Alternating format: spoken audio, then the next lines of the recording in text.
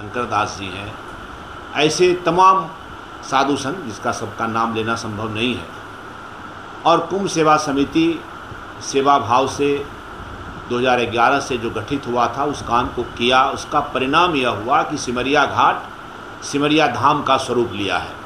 आप सब मीडिया के साथी आप वहाँ जब सिमरिया गए होंगे तो आप अब महसूस करते होंगे कि सिमरिया का स्वरूप वहाँ का गंगा तट का बिल्कुल बदला है। और इसमें कुंभ सेवा समिति का जो प्रयास रहा 2011 से जब काम शुरू हुआ, सिमरिया को राष्ट्रीय फलक पर ऊपर उठाने का, वहाँ के विकास के लिए, वहाँ के डेवलपमेंट के लिए सरकार का ध्यान आकृष्ट कराने का, और 2011 से इस प्रयास में हम सफल हुए। 2017 में जब महाकुंभ था और उस महाकुंभ में पूरी कुंभ सेवा समिति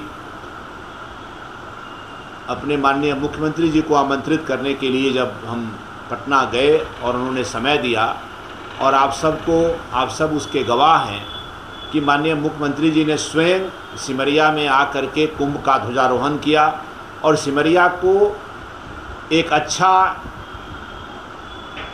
हरिद्वार और प्रयाग की तरह डेवलप करने का एक संकल्प उन्होंने अपने भाषण में लिया था, और माननीय मुख्यमंत्री जी ने उसको पूरा किया है।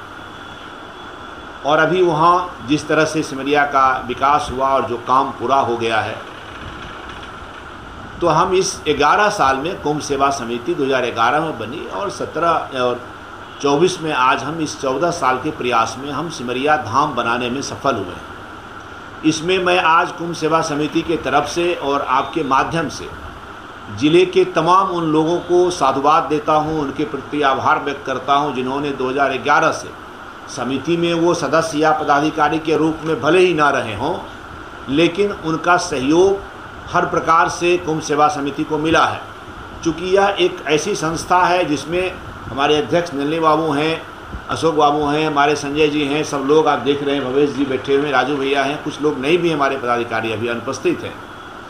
लेकिन हम सबका जो प्रयास रहा, इससे और भी प्रयास उन लोगों ने किया, उन लोगों ने सहयोग दिया और सहयोग लेकर के ही हम वहाँ काम कर रहे हैं। और कुंभ को सजाने की बात हो, एक परंपरा की शुरुआत 11 में हुआ कि बनारस के पंडितों के द्वारा, और जिस तरह से बनारस में माँ गंगा की आरती होती है, तो यह देश में एक विशिष्ट तरह की आरती होती है।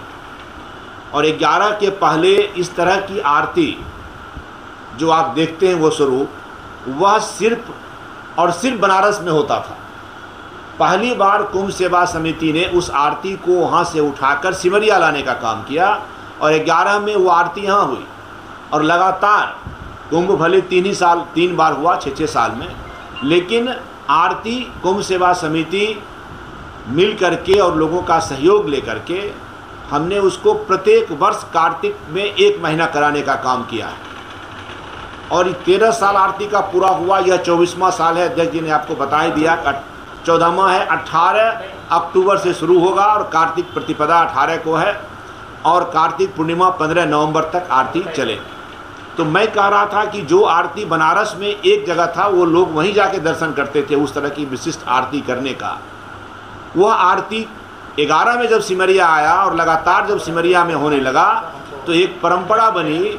और आप देखे होंगे कि उसके बाद प्रयाग के कुंभ में भी गंगा की महाआरती उसी तर्ज पर होना प्रारंभ हुआ। उसके पहले कुंभ में आरती नहीं होती थी, प्रयाग या हरिद्वार या किसी कुंभ में। और प्रयाग कुंभ में ही नहीं, उसके बाद वह आरती का फैलाव ऐसा हुआ कि लोग उसको अब दुर्गा पूजा में भी उस तरह की आरती कराते हैं, छठ में भी लोग आरती कराते हैं, कोई यज्ञ प्रयोजन होता है उसमें भी उसी तरह की आरती आती है, और वहीं बनारस से आता। तो यह भी बनारस से बाहर ला करके कराने की जो एक परंपरा और एक तरीका उसका, और ये संभव हो सकता है, इसको कुंभ सेवा समिति ने कराया।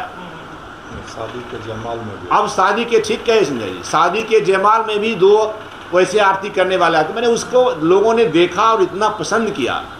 हम तो गंगा जी की आरती करते हैं तो वहाँ आध्यात्मिक विषय हमारा है, पूजा पाठ का विषय है, और लेकिन उसको लोगों ने और भी तरह से मंगल कार्यों में उसका यूज करना, यज्ञ प्रयोजन में उसका यूज, तो ये काम भी हुआ है। 11 के पहले आप कहीं नहीं देखे होइएगा कि इस तरह का आरती कहीं से बनारस से यहाँ आके होता भी था। 11 में लाने के लिए जब गए थे तो हम लोग को उसमें बहुत संघर्ष करना पड़ा है, कैसे होगा, बाहर जा कर के कौन करेगा, कैसे होगा, बाकी चीज़ें कैसे व्यवस्थित होगी। लेकिन सब कुंभ सेवा समिति ने किया, हम सफल भी रहे और लगातार हम करते आ रहे हैं, एक भी साल गैप नहीं हुआ।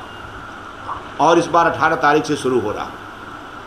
दूसरा विषय मैं आपको जानकारी में देना चाहता हूं कि इस बार कुंभ सेवा समिति ने यह तय किया है कि हम अपने समिति का विस्तार करें और समिति में अधिक से अधिक प्रबुद्ध लोगों को जोड़ें। मैं आपके माध्यम से अपील करता हूं जिले के ऐसे प्रबुद्ध लोगों से, सामाजिक लोगों से, कि आप सिमरिया को और भी विकसित करने के लिए, सिमरिया को और भी प्रतिस्थापित करने के लिए अधिक से अधिक लोग आप कुंभ सेवा समिति में जुड़ें। जुड़ने का से मेरा अभिप्राय यह है कि आप गंगा महाआरती में आकर के वहाँ उपस्थित हों, भाग लें। कोई सुझाव अगर देना है तो जितने लोग हमारे पदाधिकारी हैं, इसमें सदस्य हैं, सब लोगों को आप सुझाव दे सकते हैं। किसी को कुछ करना है वहाँ सिमरिया के लिए, कोई बातें और बतानी है, कुछ चीज़ हम सबसे छूट रहा होगा, उसको करने के लिए भी मैं आपके माध्यम से, मीडिया के माध्यम से लोगों के विचार को आमंत्रित करता हूँ, ताकि सिमरिया में और अच्छा किया जा सके। क्योंकि सिमरिया हमारे लिए बहुत ही श्रद्धा और बहुत ही भावना का केंद्र है। भावना का केंद्र है तो मैं ये कहूँगा कि हर व्यक्ति, हर परिवार, आज यहाँ जो लोग बैठे हुए हैं, सबके परिवार के पूर्वजों की अस्थियाँ वहाँ सिमरिया में है। तो इस तरह से भावनात्मक लगाव बेगूसराय, ना केवल बेगूसराय, वरन आप समझिए कि ललित नारायण मिश्र जब रेल मिनिस्टर थे और बाद में जब उनकी हत्या हुई, उनका निधन हुआ, तो उनके अंत्येष्टि भी यहीं हुई।